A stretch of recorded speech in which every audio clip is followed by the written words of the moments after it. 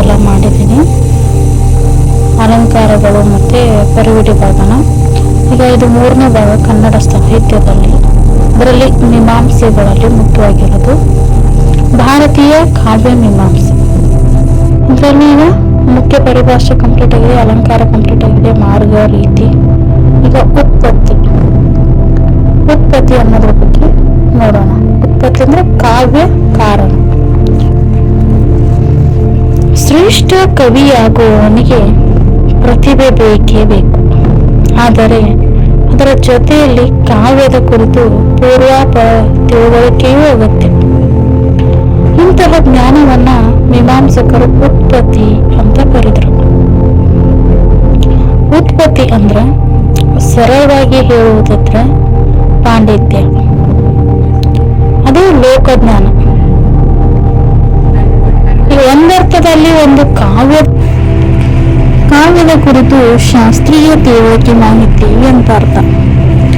ಕಾವ್ಯದ ವಿವಿಧ ಅಂಗಗಳು, ಕಾವ್ಯ ಲಕ್ಷಣ, ವಸ್ತು, ಘಟನೆ, ಪಾತ್ರ, ಸ್ವಭಾವ, ಈ ಕುರಿತು ಜ್ಞಾನ ಉತ್ಪತ್ತಿ ಎನಿಸುತ್ತದೆ. ಕಾವ್ಯದ ತಾಯಿ ಬೇರಿರುವುದು ಲೋಕಗ್ರಹಿಕೆಯಲ್ಲಿ. ಹಾಗಾಗಿ ಜೀವನದ ಕುರಿತು, ಲೋಕದ ಕುರಿತು ಕವಿ ಹೊಂದಿರುವ ಅನುಭವವು ಉತ್ಪತ್ತಿ ಅಂತ ಅನಿಸ್ಕೊಳ್ಳುತ್ತೆ. ಕವಿಯಾದವನು ಉತ್ಪತ್ತಿಯ ಹಿನ್ನೆಲೆಯಲ್ಲಿ ಈ ಸಂಗತಿಗಳನ್ನ ತಿಳಿದಿರಬೇಕು.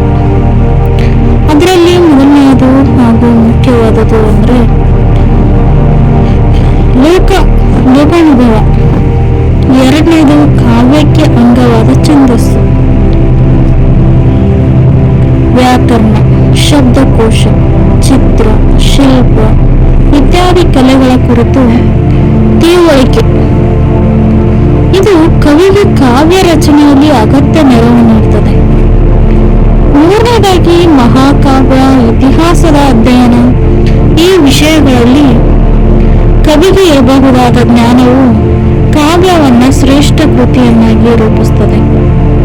ಹೀಗೆ ಹೊಸ ಹೊಸ ಜ್ಞಾನ ಅನುಭವಗಳನ್ನ ಕವಿ ಹುಡುಕಿಕೊಂಡು ಹೋಗಬೇಕಾಗುತ್ತೆ. ಕವಿಯ ಕಣ್ಣ ಚುರುಕಾಗಿರ್ಬೇಕಾಗುತ್ತೆ. ಕವಿಯ ಲೋಕಜ್ಞಾನ ಹೆಚ್ಚಿದಂತೆ ಅವನಿಂದ ಉತ್ತಮ ಕಾವ್ಯ ಕೃತಿ ಜನ್ಮ ತಾಳುತ್ತದೆ. ಉತ್ಪತ್ತಿ ಎಂಬ ಶಬ್ದಕ್ಕೆ ಅಲಂಕಾರಿಕರು ಬೇರೆ ಬೇರೆ ವ್ಯಾಖ್ಯೆಗಳನ್ನು ನೀಡಿದ್ದಾರೆ. ರಾಜಶೇಖರ ಒಂದೆಡೆ ಉಚಿತಾನುಚಿತ ವಿವೇಕೋತ್ಪತ್ತಿಯ ಅಂತ ಹೇಳಿದಾನೆ. ಅಂದ್ರೆ ಕಾವ್ಯವನ್ನ ರಚಿಸುವಾಗ ಯಾವುದೇ ಉಚಿತ, ಯಾವುದೇ ಅನುಚಿತ ಎಂಬ ವಿವೇಕ ಕವಿಗಿರ್ಬೇಕಾಗುತ್ತೆ ಅನ್ನೋದು ಅವನ ಅಭಿಪ್ರಾಯ. ಕಾವ್ಯದ ವಸ್ತುವಿನ ಆಯ್ಕೆ, ಘಟನೆ, ಪಾತ್ರ, ವರ್ಣನೆ ಈ ಎಲ್ಲಾ ಸಂದರ್ಭದಲ್ಲೂ ಇಂತಹ ವಿವೇಕ ಕವಿಗೆ ಇರಲೇಬೇಕು. ಬಹುಜ್ಞತ ಉತ್ಪತ್ತಿ ಎಂಬ ಇನ್ನೊಂದು ಮಾತನ್ನ ರಾಜಶೇಖರ ಹೇಳ್ತಾನೆ. ಅದರ ಅರ್ಥ ಕವಿ ಹೆಚ್ಚು ತಿಳುವಳಿಕೆ ಉಳ್ಳವನಾಗಿರಬೇಕು ಅಂತ ಹೇಳೋದು. ಅಭಿನವ ಗುಪ್ತ ಒಂದೆಡೆ ಉತ್ಪತ್ತಿ ಎಂದರೆ ಪ್ರತಿಭೆಗೆ ಉಪಯೋಗವಾಗುವ ಸಮಸ್ತ ವಸ್ತುಗಳ ಹಿಂದೆ ಮುಂದನ್ನ ವಿಮರ್ಶಿಸುವ ಕುಶಲತೆ ಅಂತ ಹೇಳಿದ್ದಾನೆ. ಅವನ ದೃಷ್ಟಿಯಲ್ಲಿ ಉತ್ಪತ್ತಿ ಎಂದರೆ ಒಂದು ಬಗೆಯ ವಿಮರ್ಶನಾ ಸಾಮರ್ಥ್ಯ ಅಂತ ಅರ್ಥ. ಆದರೆ ಪ್ರತಿಭೆಗಿಂತ ಉತ್ಪತ್ತಿಯ ಭಾರವೇ ಅಧಿಕವಾಗಬಾರದು. ಈ ಹಿನ್ನೆಲೆಯಲ್ಲಿ ರಾಜಶೇಖರನು ಪ್ರತಿಭೆ ಮತ್ತು ಉತ್ಪತ್ತಿ ಒಂದರೊಳಗೊಂದು ಸೇರಿದರೆ ಉತ್ತಮ ಅಂತ ಹೇಳಿದ್ದಾನೆ. ರಾಜಶೇಖರ ಕವಿಯ ದಿನಚರಿಯ ಕುರಿತು ಹೇಳ್ತಾನೆ. ಸತತವಾದ ಅಭ್ಯಾಸ, ಮಾತು, ಮನಸ್ಸು, ದೇಹಗಳ ಪರಿಶುದ್ಧತೆ, ಕಾವ್ಯ ರಚನೆ, ಕಾವ್ಯ ವಾಚನ, ಕೃತಿ ಚೌರ್ಯ ಮತ್ತು ಈ ಕುರಿತು ರಾಜಶೇಖರ ವಿವರವಾಗಿ ಹೇಳಿದ್ದಾನೆ. ಹರಣ ಸ್ವೀಕರಣಗಳ ಬಗೆಗೆ ಹೇಳುತ್ತಾ ಈಗಿನ ಕವಿಗಳ ಕಾವ್ಯಗಳಿಂದ ಯಥಾವತ್ತಾಗಿ ಬಟ್ಟಿ ಏರಿಸುವುದು ಉತ್ತಮ ಕವಿಗೆ ಹೇಳಿಸುವುದು ಅಲ್ಲ. ಹಿಂದಿನ ಕವಿಗಳನ್ನ ಸ್ಮರಿಸಿ ಅಗತ್ಯಕ್ಕೆ ತಕ್ಕಂತೆ ಸ್ವೀಕರಿಸುವುದು ತಪ್ಪಲ್ಲ ಎನ್ನುತ್ತಾನೆ. ಕವಿಯಾಗಬಹುದು, ಆದರೆ ಕುಕವಿ ಅಂದ್ರೆ ಕೆಟ್ಟ ಕವಿ ಆಗಬಾರದು. ಕಾವ್ಯ ಬರೆಯದಿದ್ದರೂ ಸಾವು ಸಂಭವಿಸದು, ಆದರೆ ಕೆಟ್ಟ ಕಾವ್ಯ ಬರೆಯುವುದರಿಂದ ಬದುಕಿದ್ದು ಸತ್ತಂತೆ ಎನ್ನುವುದು ರಾಜಶೇಖರನ ಅಭಿಪ್ರಾಯ. ಒಟ್ಟಾರೆಯಾಗಿ ಪ್ರತಿಭಾವಂತ ಕವಿಗೆ ಕಾವ್ಯದ ಕುರಿತು ಈ ಎಲ್ಲಾ ವಿಚಾರಗಳು ಸಮಗ್ರ ತಿಳುವಳಿಕೆ ಇರಬೇಕು. ಮೀಮಾಂಸಕರ ದೃಷ್ಟಿಯಲ್ಲಿ ಇದೇ ಉತ್ಪತ್ತಿ ಅನಿಸುತ್ತದೆ. ಪ್ರತಿಭೆಯ ಉತ್ಪತ್ತಿಗಳ ಜೊತೆಗೆ ಸ್ಫೂರ್ತಿ ಎಂಬ ಇನ್ನೊಂದನ್ನೇ ಹೇಳಲಾಗುತ್ತದೆ. ಅದೊಂದು ಬಗೆಯ ರಸಾವೇಶ, ಮಾತಿನ ಮಳೆಗೆರೆಯ ಭಾವನೆಯ ಮಬ್ಬು ಮೂಡ ಎಂಬ ಅಭಿಪ್ರಾಯವೂ ಇದೆ. ಕವಿ ಪ್ರತಿಭೆಯ ಹರಿವಿಗೆ ಚಾಲನೆ ನೀಡುವ ಈ ಚೇತನವನ್ನು ಕುರಿತಂತೆ ಅನೇಕ ಐತಿಹ್ಯಗಳು ಇವೆ. ಕುಮಾರವ್ಯಾಸ ಒದ್ದೆ ಬಟ್ಟೆ ಆರುವ ತನಕ ಬರೆಯುತ್ತಿದ್ದ. ಇದರ ಕುರಿತು ಕಥೆ ಇದನ್ನೇ ಸೂಚಿಸುತ್ತದೆ. ಹಾಗೆ ಕಾವ್ಯವು ಆಕಾರಗೊಳ್ಳುವಲ್ಲಿ ಕವಿ ಪ್ರತಿಭೆಗೆ ಹಿನ್ನೆಲೆಯಾಗಿ ನೀರು ಗೊಬ್ಬರವಾಗುವ ಅನೇಕ ಕಾರಣಗಳನ್ನು ಗುರುತಿಸಲಾಗುತ್ತದೆ.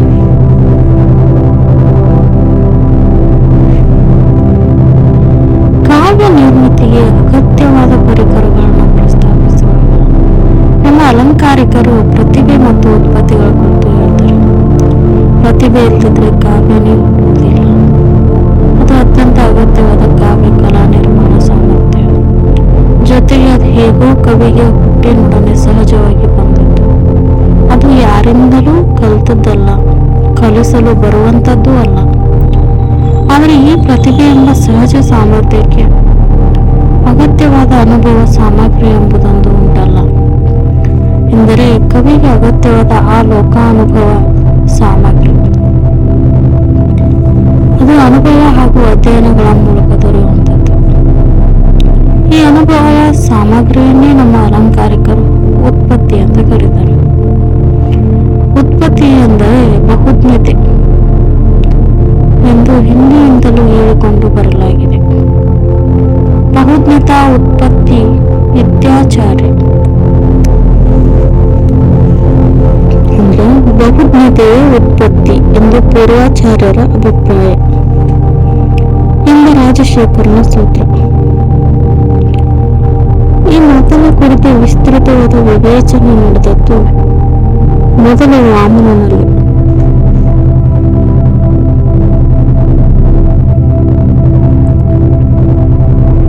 ಬಹುಜ್ಞತೆಯ ಬಗೆಗೆ ಮನ್ಮಥನ ವಿವರಣೆ ಈ ಸಂದರ್ಭದಲ್ಲಿ ಗಮನಿಸತಕ್ಕದ್ದಾಗಿದೆ. ಕವಿಗೆ ಒದಗುವ ವಿಶೇಷ ತಿಳುವಳಿಕೆಯನ್ನು ಕುರಿತು ಮನ್ಮಥನು ಲೋಕಶಾಸ್ತ್ರ, ಕಾವ್ಯ ಮುಂತಾದವುಗಳ ವಿಶೇಷ ಪರಿಚಯದಿಂದ ಬಂದ ನೈಪುಣ್ಯ ಅಂತ ಹೇಳ್ತಾನೆ. ಅಂದ್ರೆ ನಿಪುಣತಾ, ಲೋಕಶಾಸ್ತ್ರ, ಕಾವ್ಯ, ದೈವೈ ಕ್ಷಣಾತ್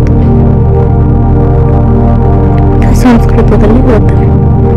ಕವಿಗೆ ಒದಗುವ ತಿಳುವಳಿಕೆ ಮುಖ್ಯವಾಗಿ 3 ದಿಕ್ಕಿನಿಂದ ಬರುವಂಥದ್ದು. ಅದು ಲೋಕ, ಶಾಸ್ತ್ರ ಮತ್ತು ಕಾವ್ಯ ಇವುಗಳ ಪರಿಶೀಲನೆಯಿಂದ ಬರ್ತದೆ. ಕವಿಯಾದವನು ಮೊದಲು ಮಾಡಬೇಕಾದ ಕೆಲಸ ಅಂದ್ರೆ ತನ್ನ ಸುತ್ತಲ ಲೋಕವನ್ನು ಸೂಕ್ಷ್ಮವಾಗಿ ಪರಿಶೀಲಿಸೋದು. ಇಡೀ ಕವಿಗೆ ಮೊದಲ ಸಿದ್ಧತೆ. ಲೋಕವೆಂದರೆ ಚರಾಚರಗಳೆಲ್ಲವನ್ನು ಒಳಗೊಂಡ ವಿಶ್ವದ ನಡವಳಿಕೆ, ಸಾಹಿತ್ಯದ ಮೂಲದ್ರವ್ಯವೇ ಇದು. ಮಾನವ ಪ್ರಕೃತಿ ಹಾಗೂ ನಿಸರ್ಗ ಪ್ರಕೃತಿಗಳಲ್ಲಿನ ಸಮಸ್ತ ನಡವಳಿಕೆಯನ್ನು ಕವಿಯಾದವನು ಕಣ್ಣು ತೆರೆದು ಕಾಣಬೇಕು, ಗುರುತಿಸಿಕೊಳ್ಳಬೇಕು. ಎರಡನೆಯದು, ಈ ದೈನಂದಿನ ವಾಸ್ತವ ಅನುಭವಗಳ ಜೊತೆಗೆ ಕವಿಯಾದವನ ತಿಳುವಳಿಕೆಯನ್ನು ಖಚಿತಗೊಳಿಸುವ ಮತ್ತು ಅನುಭವಕ್ಕೆ ತಕ್ಕ ಅಭಿವ್ಯಕ್ತಿಯನ್ನು ಸಿದ್ಧಪಡಿಸಿಕೊಳ್ಳಲು ಅಗತ್ಯವಾದ ಇತರ ಶಾಸ್ತ್ರಗಳ ಅರಿವು.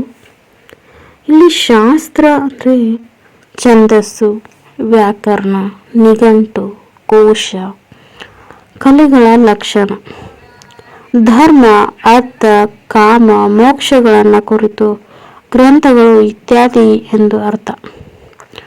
ಮೂರನೆಯದು ಕಾವ್ಯ ಅಂದರೆ ಮಹಾಕವಿಗಳ ಕೃತಿಗಳು ಎಂದು ವಿವರಿಸಲಾಗಿದೆ. ವಾಮನನು ಇನ್ನೂ ಸ್ಪಷ್ಟವಾಗಿ ಇತರ ಕಾವ್ಯಗಳ ಪರಿಚಯವೇ ಲಕ್ಷ್ಯ ಪರಿಜ್ಞಾನ. ಅದರ ದೆಸೆಯಿಂದಲೇ ಕಾವ್ಯದ ರಚನೆಗೆ ಅಗತ್ಯವಾದ ಉತ್ಪತ್ತಿ ಉಂಟಾಗುತ್ತದೆ ಎನ್ನುತ್ತಾನೆ. ನಿಪುಣತಾ ಲೋಕಶಾಸ್ತ್ರ ಕಾವ್ಯ ದೈವೇಕ್ಷಣಾತ್ ಎಂದು ಉತ್ಪತ್ತಿಯನ್ನು ಸೂತ್ರೀಕರಿಸುವ ಈ ಮಾತು ಕವಿಗೆ ಅಗತ್ಯವಾದ ಅನುಭವ ಸಂಗ್ರಹ, ತಂತ್ರ ನಿರ್ಮಾಣ ಮತ್ತು ಸಾಹಿತ್ಯ ಪರಂಪರೆಯು ಪ್ರಜ್ಞೆ ಈ ಮೂರನ್ನೂ ಅನುಕ್ರಮವಾಗಿ ಸೂಚಿಸುವಂತೆ ತೋರುತ್ತದೆ.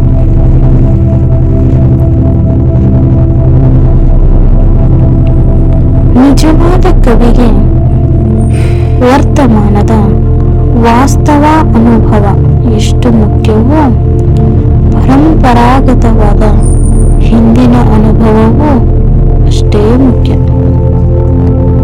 ಇವುಗಳಲ್ಲಿ ಪರಂಪರೆಯ ಅರಿವು ಕವಿಗೆ ಮೈಗೂಡುವುದನ್ನು ತನ್ನ ಪರಿಸರದ ಹಾಗೂ ಪೂರ್ವ ಕವಿಗಳ ಕೃತಿಗಳ ಅಧ್ಯಯನದ ಮೂಲಕವೇ ಪಾಶ್ಚಿಮಾತ್ಯ ವಿಮರ್ಶಕರು ಕಾವ್ಯ ನಿರ್ಮಿತಿಯಲ್ಲಿ ಪರಂಪರೆಯ ಪಾತ್ರ ಅತ್ಯಂತ ಮುಖ್ಯವಾದದ್ದು ಎಂಬುದನ್ನು ಒತ್ತಿ ಹೇಳ್ತಾರೆ. ಪ್ರಾಚೀನ ಗ್ರೀಕ್ ಕಾವ್ಯ ಮೀಮಾಂಸಕರು ಕವಿಯಾದವನು ಪ್ರಾಚೀನ ಕವಿ ಕೃತಿಗಳನ್ನು ಅನುಕರಿಸಬೇಕು ಎಂದು ಹೇಳಿದ್ದು ಬಹುಶಃ ಈ ಅರ್ಥದಲ್ಲಿ.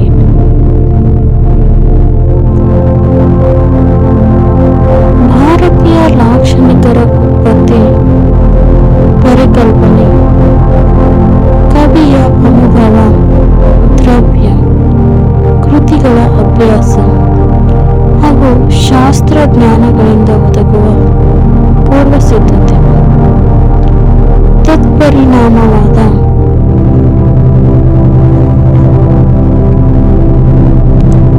ತಂತ್ರ ಪರಿಣಿತಿಗಳ ಸಂಗತಿಯನ್ನು ಒಳಗೊಳ್ಳುತ್ತದೆ ಎಂಬುದನ್ನು ನಾವು ಗುರುತಿಸಿಕೊಳ್ಳಬೇಕಾಗುತ್ತೆ. ಒಂದೆಡೆ ಲೋಕಶಾಸ್ತ್ರ ಕಾವ್ಯಗಳ ಮೂಲಕ ಬರುವ ಬಹುಶ್ರುತಿ, ಇನ್ನೊಂದೆಡೆಗೆ ಈ ಅನುಭವ ದ್ರವ್ಯವನ್ನು ಕಾವ್ಯವನ್ನಾಗಿ ಪರಿವರ್ತಿಸುವುದು. ಈ ಎರಡರ ಜೊತೆಗೆ ನಮ್ಮ ಲಾಕ್ಷಣಿಕರು ಉತ್ಪತ್ತಿಯ ಪರಿಕಲ್ಪನೆಯನ್ನು ವಿವರಿಸುವ ಸಂದರ್ಭದಲ್ಲಿ ಇನ್ನೂ ಒಂದು ಮಹತ್ವದ ಅಂಶವನ್ನು ಗುರುತಿಸ್ತಾರೆ. ಅದೇನೆಂದ್ರೆ, ಕವಿಗೆ ಕಾವ್ಯ ನಿರ್ಮಿತಿಯ ಸಂದರ್ಭದಲ್ಲಿ ಎಚ್ಚರವಾಗಿರಬೇಕಾದ ಉಚಿತ ಅನುಚಿತ ವಿವೇಕ, ಇದು ಕೂಡ ಉತ್ಪತ್ತಿಯ ಬಹು ಮುಖ್ಯವಾದ ಒಂದು ಅಂಶ. ರಾಜಶೇಖರನು ಉತ್ಪತ್ತಿಯನ್ನು ಕುರಿತು ಹೇಳುವಾಗ ಬಹುಜ್ಞತಾ ಉತ್ಪತ್ತಿ ಎಂಬುದನ್ನು ಹೇಳುತ್ತಲೇ ಉಚಿತ ಅನುಚಿತ ವಿವೇಕೋತ್ಪತ್ತಿ ಎನ್ನುವುದರ ಬಗ್ಗೆ ಕೂಡ ಹೇಳ್ತಾನೆ. ರುದ್ರಟ ಯುಕ್ತಾಯುಕ್ತ ವಿವೇಕವೇ ಉತ್ಪತ್ತಿ ಎನ್ನುತ್ತಾನೆ. ಉತ್ಪತ್ತಿಯ ಕಲ್ಪನೆ ಒಂದೆಡೆ ಬಹುಜ್ಞತೆಯನ್ನು ಹೇಳಿದ್ರೆ, ಇನ್ನೊಂದೆಡೆ ಉಚಿತ ಅನುಚಿತ ವಿವೇಕವನ್ನು ತನ್ನ ಇನ್ನೊಂದು ಅಂಗವಾಗಿ ಹೇಳ್ತದೆ.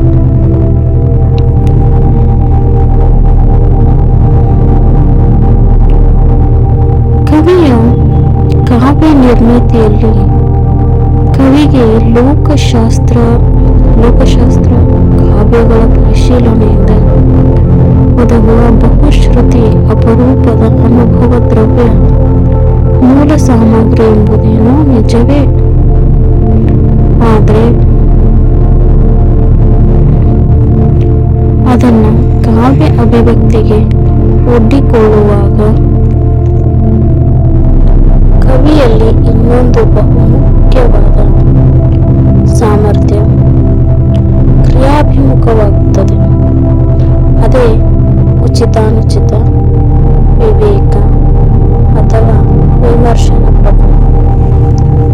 ಅಭಿನವ ಗುಪ್ತರು ಕಾವ್ಯ ನಿರ್ಮಾಣ, ಸಮರ್ಥವಾದ ಪ್ರತಿಭೆ, ತನಗೆ ಉಪಯೋಗವಾಗುವ ಸಮಸ್ತ ವಸ್ತುಗಳ ಪೂರ್ವ ಪದಗಳನ್ನು ವಿಮರ್ಶಿಸುವ ವಿಚಕ್ಷಣತೆಯು ಉತ್ಪತ್ತಿಯು ಎಂದು ಹೇಳುವ ಮಾತನ್ನು ಇಲ್ಲಿ ಗಮನಿಸಬಹುದು. ಕವಿಗೆ ಕೇವಲ ಪ್ರತಿಭೆ ಇದ್ರೆ ಸಾಲಲ್ಲ, ಉತ್ಪತ್ತಿಯು ಅತ್ಯಂತ ಅಗತ್ಯವಾಗಿರುವುದು ಎಂಬುದನ್ನು ನಮ್ಮ ಅಲಂಕಾರಿಕರು ಹೇಳ್ತಾರೆ, ಹೇಳ್ತಾ ಬಂದಿದ್ದಾರೆ. ವಾಸ್ತವವಾಗಿ ರಾಜಶೇಖರನು ಹೇಳುವಂತೆ ಪ್ರತಿಭೆ, ಉತ್ಪತ್ತಿ ಎರಡೂ ಕೂಡಿರುವಾತನೇ ಕವಿ ಅಂತ ಅನಿಸ್ಕೊಳ್ತಾರೆ. ಅಂದ್ರೆ ಪ್ರತಿಭೆನೂ ಇರಬೇಕು, ಉತ್ಪತ್ತಿನೂ ಇರಬೇಕು, ಎರಡೂ ಕೂಡ ಇಂಪಾರ್ಟೆಂಟ್ ಅಂತ ಹೇಳ್ತಾರೆ. ಕಾವ್ಯ ಸ್ವಾದದ ಕಾಲದಲ್ಲಿ ಹೃದಯನಿಗೆ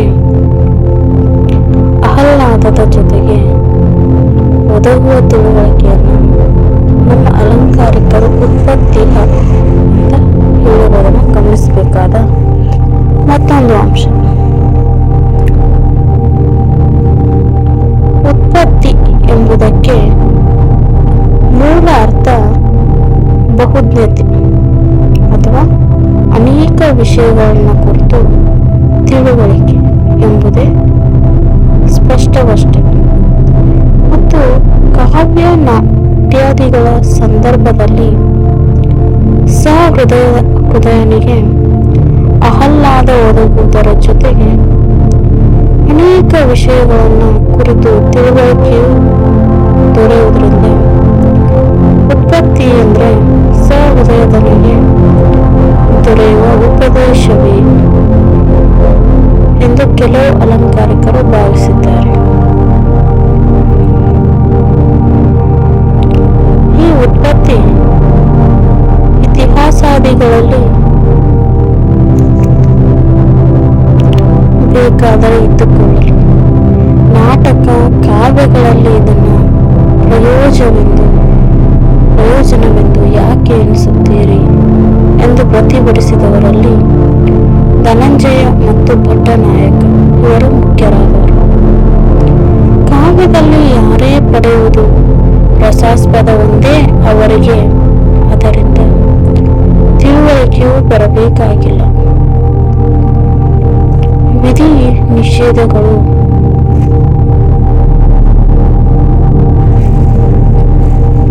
ಗೊತ್ತಾಗಬೇಕಾಗಿಲ್ಲ ಎಂದು ಘೋಷಿಸಿದ ಭಟ್ಟನಾಯಕನ ಮಾತನ್ನು ಗಮನಿಸಬಹುದು.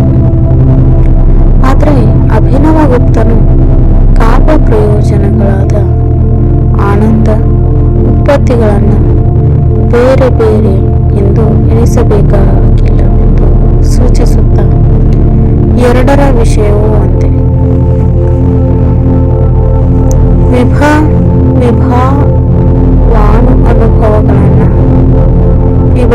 ವಿಭವ ಅನುಭವಗಳನ್ನು ಉಚಿತವಾಗಿ ಹವನಿಸಿ ಕಾವ್ಯ ಕಟ್ಟಿದರೆ ತಾನೇ ಆನಂದ ಒದಗತಕ್ಕದ್ದು.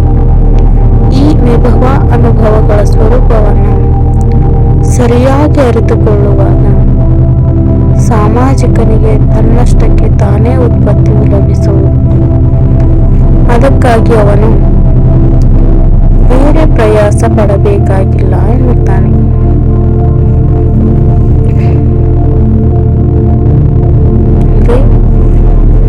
ಇಲ್ಲಿ ಭಟ್ಟನಾಯಕ ಏನ್ ಹೇಳ್ತಾನೆ ಅಂದ್ರೆ, ಈಗ ಒಬ್ಬ ಕವಿ ಒಂದು ಕಾವ್ಯನ ರಚನೆ ಮಾಡಬೇಕಾದ್ರೆ ಇಲ್ಲಿ ಅವನ ಅನುಭವಗಳು ಉಚಿತವಾಗಿರ್ತವೆ ಮತ್ತು ಅವನ ಸ್ವತಃ ತಾನೇ ಒಂದು ಕಾವ್ಯನ ಕಟ್ಟಕ್ಕೆ ಅವನಲ್ಲಿ ಸಂತೋಷ ಇರಬೇಕು. ಮತ್ತೆ ಅದರ ಸ್ವರೂಪ ಏನಿದೆ, ಅದರ ಅನುಭವ ಎಲ್ಲ ತಿಳ್ಕೊಂಡು ಅದನ್ನೆಲ್ಲ ಅರ್ಥ ಮಾಡ್ಕೊಂಡು ತನ್ನಷ್ಟಕ್ಕೆ ತಾನೇ ಒಂದು ವಿಷಯನ ಉತ್ಪತ್ತಿ ಮಾಡಿ ತನ್ನಲ್ಲಿ ಉತ್ಪತ್ತಿ ಆದಂತಹ ವಿಷಯ ಲಭಿಸುತ್ತಲ್ಲ, ಅದರಿಂದಾನೇ ಅವನ ಒಂದು ಕಾವ್ಯನ ರಚನೆ ಮಾಡಬಹುದು. ಇದಕ್ಕೆ ಬೇರೆ ಕಷ್ಟಪಡಬೇಕಾಗಿರೋ ಅಗತ್ಯ ಇಲ್ಲ ಎಂಬುದು ಭಟ್ಟನಾಯಕನ ಮಾತು.